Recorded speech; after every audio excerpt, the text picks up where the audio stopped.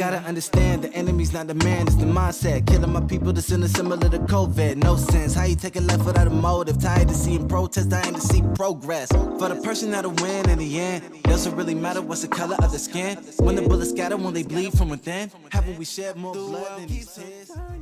Everybody, welcome again. Thanks for coming to part 2 of Shop Talk. We've kind of titled this Lights, Camera Discussion. Today we're going to unpack a few more things about what's going on in the world. We're going to talk about Black Lives Matter. We're going to talk about the perception of the young black male in America. And we're going to talk about racism and what that looks like and kind of unpack all those things. So that's kind of where this discussion is going to go. Thanks for being here. Thank you. Guys, Thanks for having me. Appreciate you. Larry here is going to help kind of guide the discussion, and we're going to just go from there. Well, I think the first issue that Damien mentioned is what is the perception of a young black male? Mm-hmm. So how about if we start with the panelists that fit that description? Yeah, so we're gonna talk about, so like he said, the perception of the young black male in America. I had the honor of working with Ms. Cheryl here some years back, about 5 years ago, and we started an initiative, a group called The Community.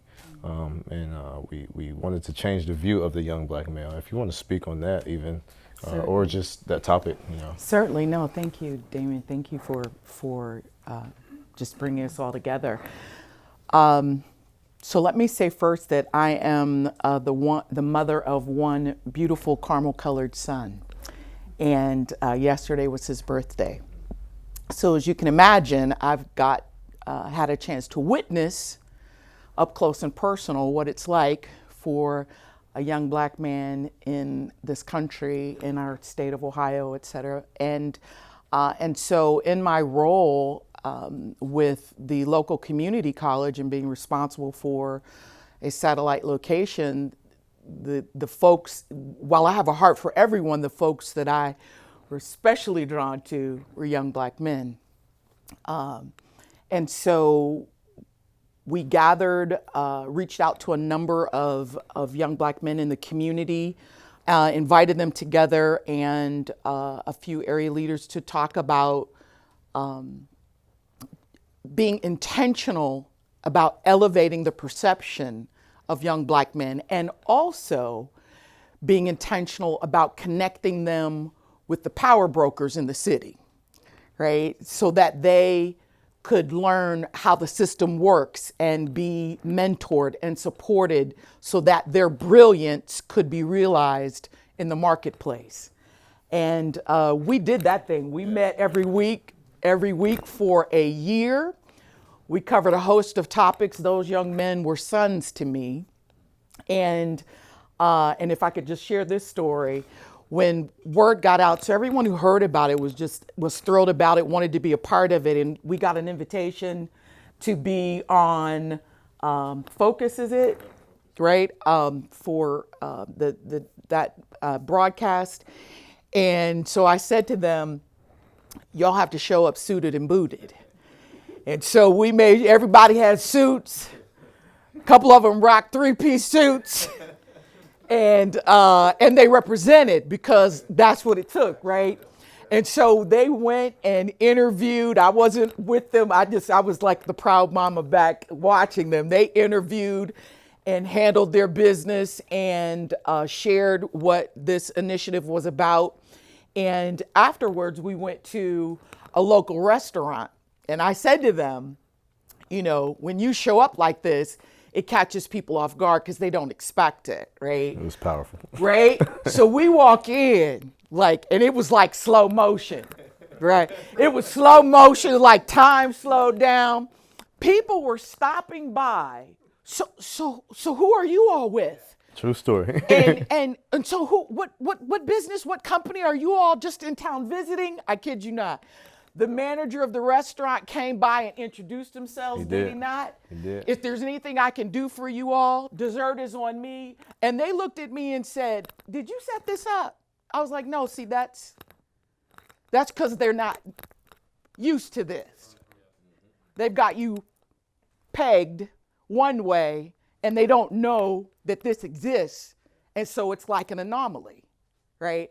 And after that, you know, our conversations changed. I'm saying this for a reason. Thank you for letting me share, because being the mother of one son,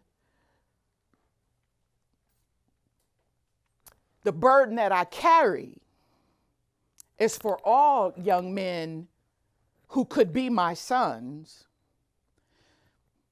to be respected, to be honored for the majesty in their humanity, and to have an opportunity to excel and realize their human, God-given potential.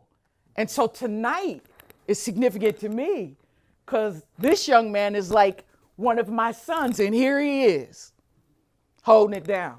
A model for the world. You know, thank you. Feel free, you guys, to weigh in at any time, you know, about anything. I want to weigh in on the topic at hand as far as what people see when they look at black people, as far as me as a black man. I got dreads, so that's a, you know, red flag to some people, but when you get to know me, you know, I'm pretty cool, pretty chill. But I think the biggest problem starts with blacks as a community as a whole, because we portray each other in a way that make it kind of acceptable for other people to like do the same thing that we doing. So we get mad if a white officer kill a black kid or black guy or whatever. But in turn, we turn around and do the same thing. Like I go to your hood, blast Tyrone come looking for me, you know, in my hood. It's just like, it starts with us. And I'm not saying that the officers that's doing this stuff to, you know, blacks are right. I'm not siding. I'm just saying we are no better than the people that's actually doing the killing, because we are contributing to it, because we don't stand together. And when I say stand together, that means every race. Everybody needs to come on the same page and, you know, stand together. And I think the world will be better. But my biggest problem is like when somebody look at me, they think the negatives. But they don't know that I'm the same guy that fought for 4 kids, got custody of my kids, but they don't talk about that. They just talk about, oh, he got dreads, his pants sagging. Look like a thug. Yeah, he look like a thug, but I want her to soul, you know? And I just love everybody. I like to spread love, and I just think that's what the world needs in our community as blacks.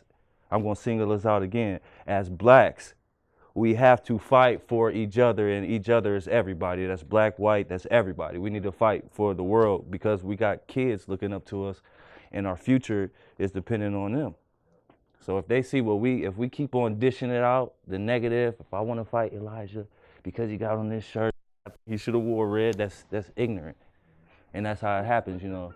So I just think we need to like just bring the peace with ourselves and, you know, just everyone basically. So that's my take. I think perception is a big thing. E, I'm sure you're like weighing on some of this. I see you over there nodding your head and kind of giving in, but perception is a big thing. I love for Kai. I trust my kids with Kai like any day of the week, you know. Love him like a brother, regardless of that negative perception people may have of him. Like you said, they don't talk about the guy that struggled for over a year fighting for his kids, has custody of his 4, went to barber college, didn't have a job for 9-10 months, got through it.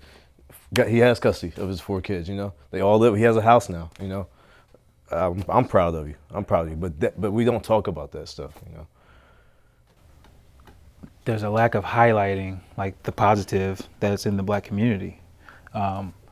It starts early, you know what I mean, in school. You know what I mean, you take a black kid, let's say Mansfield Senior, who's taking honors English from 9th grade on. At some point he's gonna talk a little different than his buddies who don't take those classes, you know what I mean? So all of a sudden it's you talk white. You talk white, you know what I mean? Like, nah, man, I'm educated. My mom made me do homework, you know what I mean? This is the goal, right? This is what we want. We want people to be able to articulate our issues, you know what I mean? Because if we can't speak to where the common tongue, well, you never can get anything done. And I think that's a big issue especially in schools. You know what I mean? Because that black on black crime starts way earlier. What we perceive as violence, it's not just a gun or a fist. You know what I mean? It's some verbal words. When you're in school, when you 8th grade, and someone's saying, "Oh, you sound white," or 10th grade, that's violence against each other. You know what I mean? The violence has to stop early. You know what I mean? So we talk about, you know, change happens at home. It's just not white families needing to talk about race at home. It's black families. Hey, you support that kid that's in the honors English or wherever that class may be or wherever the case may be that you don't vibe with because of X, Y, and Z. You're an athlete or you're in band or whatever the case may be. We know how cliques happen in school because that's the way kids are. But it's a matter of, hey, understanding that, being able to appreciate the differences of others at an early age. You know what I mean? Because once you get to 22, 24, it's a lot harder to reach them and to make that change. You know what I mean? The change starts early. So, you know, got 4 kids, and you understand what that's like as far as being in school and that being the smart kid, you know what I mean, being an athlete and all that stuff. So, you know, I think the more we're able to, you know, reach our kids early about the important issues, because guess what? In this day and age, when the kids can look on their phones and see the world for what it really is, there's never a time that's too early to let them know what's really going on and how you really need to treat people, and particularly certain segments of people, populations. So I just think that's a big deal. You know, and I run into that at work every day. You know, I work on a majority white campus in a majority white town. Right. I want a football team, so our team is 50% black. Ashland University. Ashland University. And, you know, so a big thing for me is teaching those kids how to interact in that environment. That's a big deal. And, you know, a lot of my kids, I recruit Cleveland. So I get some inner city Cleveland kids. You say a kid from Glenville or wherever the case may be. He's never seen this many white people in his life that wasn't a teacher. You know what I mean? So now, on top of that, now he's looking at all white cops everywhere in town. He walks is white, unless they're with the football team. You know, and you may only get along with, and I say get along, where you want to see him outside of the locker room with about 25-30% of the team. You know what I mean? So if those of you who've been in the locker room understand that. And so all of a sudden that kid feels alone and isolated. You know what I mean? And so it's being able to find the beauty and the difference early. You know, and that's really exposure. Big. Yeah, exposure and education. You know what I mean? That's big. You know what I mean? Expose them. They need to be exposed to different things. I was blessed, man. My grandma took me on trips. I've been a ton of places before I left high school. You know what I mean? So I'd seen other people and I'd seen other cultures, and, you know, I know how many of my friends were not afforded that opportunity. You know what I mean? I can still come back and talk to them because they still haven't left a lot of times. And that's, you know, it's not sad, but it's like I didn't come back and educate and attempt to expose. You know what I mean? And that's something when you leave, because everyone, you gotta get them right. Everyone can be LeBron and leave. You know what I mean? but what did he do though? He came back. He came back and exposed. You know what I mean? He's taking kids places. He's showing them a different world. And I think that's the big thing. Everyone doesn't have to be a millionaire. You can have a great job in your family and come back and reach and be a part of what you guys did with those young men. You know what I mean? It doesn't take much to expose, and then you can educate. I think it's critically important to distinguish between what we as a community of Black people, how we need to evolve for our own selves in self-care and love for one another. That's a separate conversation from systemic and institutional racism. So I'm just saying this out loud because I don't want someone who's watching this to think to get the two mixed up and think that systemic and institutional racism is because Black people don't know how to care for themselves. So that's a generalization that that's serve it. Okay, so please don't get that twisted because that's not even it, right? So we could talk about that by itself and have a private family conversation about how to take care of one another. Right. I do not want people to be confused. No, yes. One is a symptom of the other. In some ways. I would say, Yeah, I could have a conversation. Yeah, let's focus on the thing. Yeah. So let's go back to Damien, if I can. The idea of young black men. I mean, the idea of masculinity. And I know as a father of a black and white family, and I don't know how far I want to go into this, but over 30 years, I have watched how do I speak into his life or their life as a white man, knowing that when they were in school, the issues that they had to face are is Tupac my model, or is Ken Blackwell or Clarence Thomas? The tension of what does it mean to be a black man? And and I think it's even very confusing in our current culture for all men. What is masculinity? And outside of this, we could have a whole different conversation about God's view of masculinity and just how does that look. But I think that's part of the confusion. And when you see the absence of fathers, that then speaks into the good work that you did, Cheryl, to lead this through. But it's still men speaking. That's how a boy becomes a man. Is another man speaks into his life. Speaks into his life. His father, hopefully, and shows him how to step up and lean into the difficult things. And that's missing in so many different places in our community for all sorts of reasons. Yep. I think it's, so even like thinking about that, I think about like my dad. My dad spoke last week. Some of those conversations are tough conversations. And so you know, as a white male with black children, correct? It's, you know, how do you have that conversation with them? Like, are you saying what's right? I don't know, you know, like, I think, you know, just really just. Right, and even through the process, it was interesting. The conversation at that time from the state of Ohio was we had to come up with a cultural identity plan. And my first response was I'd give him a mirror, or give them a mirror. Because I'm not sure when you try to define out these things, because race is something that we construct. You know, I don't know when it happens, you know, maybe 3 or 4 years of age, all of a sudden, a child knows by looking in the mirror, but I think the first time, based on what I learned at home, is I'm brown. And then when the neighbor child says, no, you're black, all of a sudden there's like, wait a minute, you know, and where does that come from? And then as trying to lean into what I thought was a conversation that was going in one direction, now, you know, I thought we were done with COVID, was like, okay, we're gonna get back to some normalcy, and now, I mean, take what happened in Atlanta. This is like, okay, wait a minute, how can we have one conversation with thousands of people pushing in one direction to say we want to bring about awareness, and then on the other hand, this thing still keeps happening. And that just breaks my heart. I don't know what to do with that. So you talked about that a little bit, you know, just, you said you probably shouldn't have watched that video. Oh yeah, I felt before you came I felt here. completely defeated today. I went into this because Damien and I have talked about this out for years now, kind of doing this shop talk, and then this is kind of the perfect time. So speaking on Atlanta, I watched it today. Way too close, I should have watched it like tomorrow. Not going into this conversation because I felt defeated. I mean, you know, me as a white person who grew up in Colonel Crawford and then to Hillsdale. I live in Ashland currently. I have open eyes to everybody. I've spent time in Cleveland, inner city. I have some of my best friends live there. So I go into very urban areas and my eyes are open to that. I think the problem is a lot of people aren't, which we'll get into when we talk about the Black Lives Matter, like the movement, because you see a lot of the All Lives Matter, which irritates me because I think it's just a lack of people not wanting to open their eyes. We know all lives matter, you know, but I just felt defeated today watching that. The video, I'm sure people will watch it and we can address it real quick because I'm sure it's like the hot topic right now. The problem I have with that video is the fact before anything happened, he was asked, do you have weapons? And he was searched. And it was for a DUI. So to me, that's unnecessary.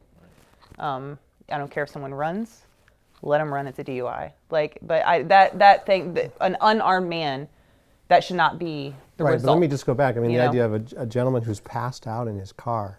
Right, that's what I mean. Yeah, right. I mean, I want to know his story. I mean, one of the things that's been happening in our community is this whole trauma-informed care conversations we're having about really understanding not what's happened to you.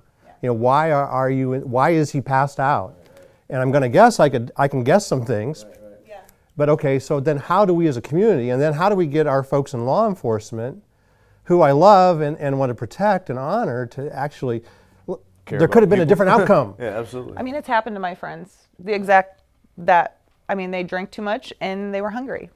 And they fell asleep before they ordered. I mean, in my friends' cases, I mean, it's happened. I mean, I don't know what the story is. I just felt very defeated watching that because I had already watched, you know, everything else. And, you know, I just felt kind of defeated because, like you, I don't know what the answer is. Well, this is it. This is a kind of community conversation, because if you think about it, I mean, I was sharing with Cheryl, I had a conversation. I've had a couple of them, actually, because I'm trying to learn.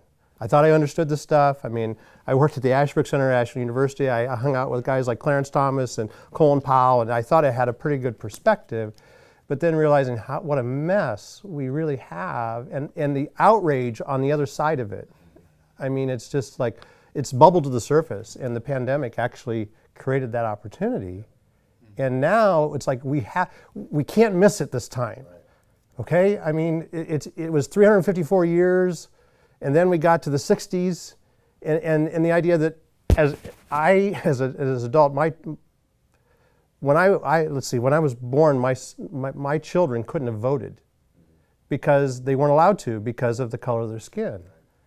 And so this is an experiment, right? And we're still trying to figure it out, but we now have this incredible opportunity to actually have conversations about what matters and realize that, okay, and I don't know how to do reparations. I don't know how to say, I don't know how to get back to a normal in that regards, but how do we build, because when I was in Kenya a few years ago, all the young men and women I met there, they all want to come here because they believe in the land of opportunity. Now they don't understand the backside of that, but they understood, and in particular I was there during the Obama years, so they saw what President Obama represented to them, which was opportunity and progress, and that yet when you look at today, it's like, oh my goodness. Right, there's a whole other side. Right. So conversation and relationships is huge. Pastor Micah, you talk about how life moves at the speed of relationships. That's a good line. What is that? I mean, that like stuck with me from the first time I heard it, with you. And how can you like tie that into to this, Yeah, I mean, I've used that statement for years. I think there's an element of love God, love your neighbor. So I think it originated with God. That life moves at the speed of relationships. I think when God wants to do something great in our lives, he'll send a relationship. I think a lot of times when the enemy wants to distract us or deter us, he'll send a relationship. I want to simplify it, but I think it's hard to heal. I think it's hard to heal if we don't have the right relationships, even somewhat symbolic of this room, that I'm already picking up on, Reggie's story. And I love hearing about the house and your kids. And, I left last time, Elijah and Khyyam and stuff. I left last time, couldn't even fall asleep, thinking about Khyyam telling me, pulled over for 90 minutes. And so, I think this is really important. I applaud what you're doing and bringing people together. I could agree with Sarah that sometimes when you look at all of it, it can be demoralizing. Yeah. Like, where do we even start? But in your words, I want to listen and learn. I may not be able to solve the whole world, but I want to do something. So I think relationships matter. And, I've known you, Dee, for years now and love your family. I just think it's important that we continue to sit at, what my pastor would call the table of truth. He calls it the table of truth. And both sides not only need to be willing to speak the truth, both people have to be willing to hear the truth. And if either one gets up from the table, then the table of truth comes to a halt, a stop. And so although we're at a barbershop, I do think this is a table of truth, and it's at least a good start. So, I want to listen. I want to help. Well, I really liked what Reggie said. I thought that your personal life experiences shape you in ways you can't even really appreciate until, like when you're talking about your grandma taking you, to various, and just exposing you to much more of the world. I think that is so important. And in your position too, I'm assuming you recruit for Ashland University, so you probably have a chance to see kids from so many different backgrounds and how that affects their attitude if you're able to get them to come to Ashland University. The diversity that they're going to see when they come to Ashland University compared to where they have come from can be dramatic in some cases, and how that is going to affect the rest of their lives. It's funny you said, like with my job, like I'm able to get around and recruiting is building relationships. You want someone to come to your church, it's about the relationship that you're able to build with them, even if it's minuscule to a degree. And so for me, and I hope a lot of other coaches do it, I make sure for me, it's making sure that they know the environment they're getting into. You know what I mean? Because it's a complete disservice to me to take a young black kid from East Cleveland and bring him to Ashland, Ohio, and not tell him what Ashland, Ohio is. You know what I mean? And so that's why you'll have a certain percentage of those kids leave. You know what I mean? And it's not their fault. It's not Ashland's fault. It's just the culture shock of being in that situation. Because guess what? You're going to be watching Walmart a lot more. The police are going to stop you up more often. Your professors on campus are going to give you less leeway. My first paper ever, I was accused of plagiarism. You know what I mean? And so and I ended up graduating from that place with the MBA. So it's, those things happen, but, as long as you know what you're in for, the fight that you're in for, because we have these discussions going on right now on campus, I'm sure and it's just one of those things that kids need to, A, be aware. That's the first thing. And then B, once we're able to be aware, we're able to, now at this point, there's COVID and everyone's having these discussions, and no matter what, you have to listen to what's said online when it's coming from some place at this point. Because there aren't face-to-face conversations like this. Is the first face-to-face conversation I've had with strangers in a while. So, but now people are having to listen to those stories. You're having to hear about the kid that, what someone in nursing school said to this young lady from Nigeria, and all the things that are happening right now. It's, my perspective, my grandma gave me an opportunity to do that, but it was more so I could relate to anybody and I could help these conversations be fostered. So, question on my end, and again, I shared last week, I'm born and raised in Canada. My wife's from Ohio. So when I hear you say, we're going to expose them, the Walmart, the police, the test, the plagiarism stuff. So how 5 years from now, 10 years from now in recruiting, how do we make some headway? So it's not just bringing awareness to, hey guys, you've got a much more of an uphill battle than others. Like how do we make improvement with that Walmart world, that police world, that professor world? You know what I mean? Yeah, that's education and, top down. When you talk about the mayor, our mayor in Ashland, Mayor Miller, I believe is his last name, Matt Miller. I believe Matt Miller told us that, since there were no black lives lost at the hands of police in Ashland, there wasn't an issue that he had. And that, to me, was the most, excuse the language, most damning thing I'd heard that entire night, because it's not a matter of it's happened yet. Like the key word was yet. It hasn't happened yet, but there's nothing saying that it couldn't happen. So the idea is that we need to educate, and it's not just a licensure course here, certificate of completion for diversity training here. There needs to be serious systemic change.